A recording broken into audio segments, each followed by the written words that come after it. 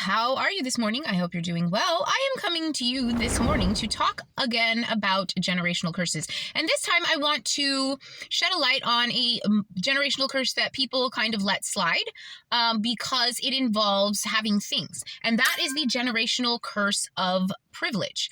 There are many types of ways to disrupt your bloodline. And poverty and lack is not the only way.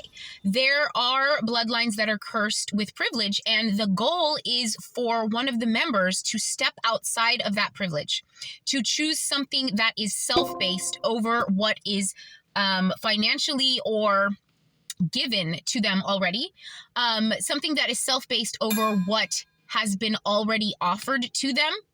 And they would have to step outside of many generations of conditioning, programming, and tradition in order to do so. I think one of the best examples of this is one that I've mentioned before, and that is the Kennedy family. And this is a great example because Ted himself said at John F. Kennedy Jr., who died in his 30s, at his funeral that he, John F. Kennedy Jr., and his brother, John F. Kennedy Sr., had everything in the world but time. And it would be up to someone in that bloodline to step outside of the traditions of that family and choose something, maybe love or perhaps self-improvement. And that would be a way for somebody in that sort of position to break a generational curse. Another great one is the generational curse of fame.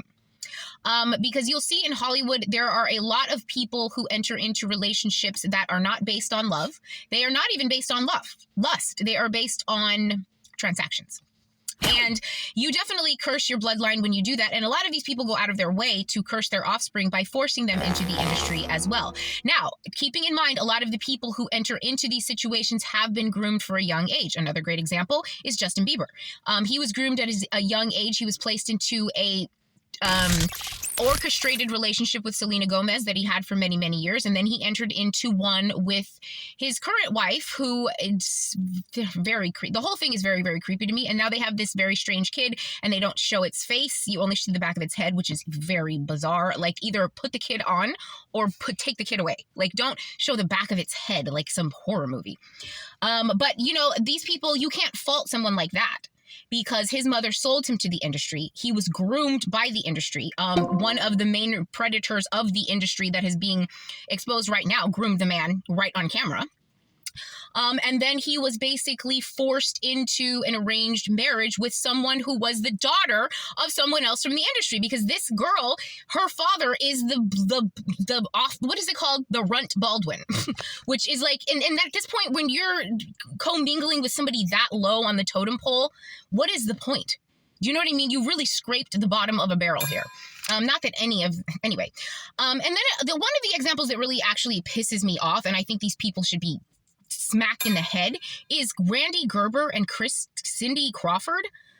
What is wrong with them? First of all, the little girl is a stunningly beautiful little girl, like breathtakingly beautiful, who should be protected by her dad at least.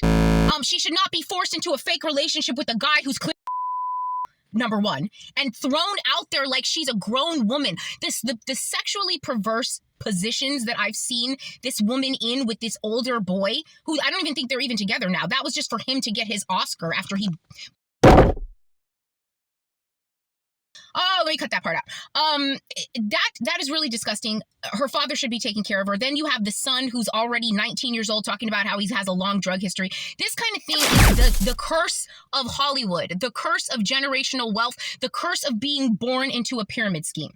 And again, it would be up to one of these people to go outside of the box to save their bloodline. But they're so privileged. They're so blind. They're so brainwashed. They're so out of their minds. There's no way they're ever going to do that.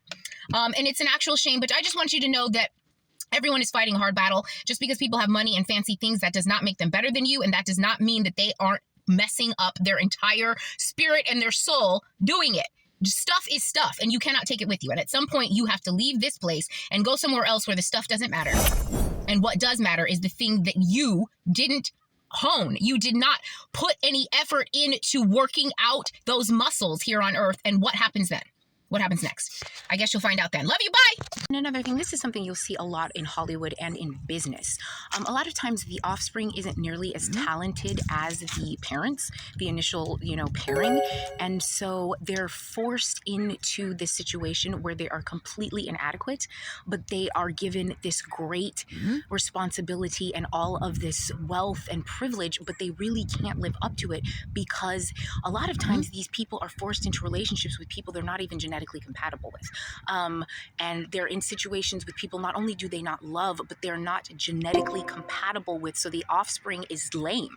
And when it is and doesn't perform, they're still given all the power and the privilege because that is just how it works. And this is how businesses, especially in businesses, you'll see this a lot where one generation will do so well and then they'll give the business to the next generation and the business fails.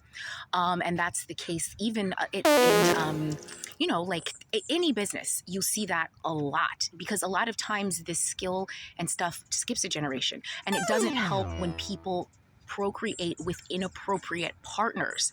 And it just creates a mess. And a lot of times because people have money, they get a pass for being a mess. Well, not with me. Okay.